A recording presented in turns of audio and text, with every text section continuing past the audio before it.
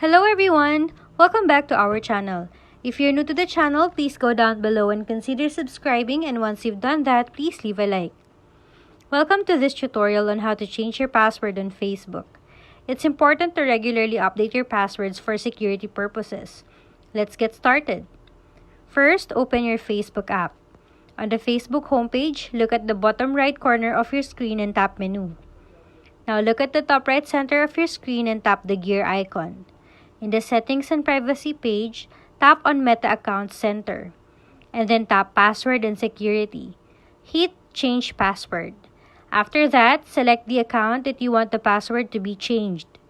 Now, type the current password of the account, and then type the new password. After that, re-enter the new password again. Once you're done, tap Change Password. Congratulations! You have successfully changed your password on Facebook. Remember to keep your password confidential and update it regularly for security purposes. Thank you for watching.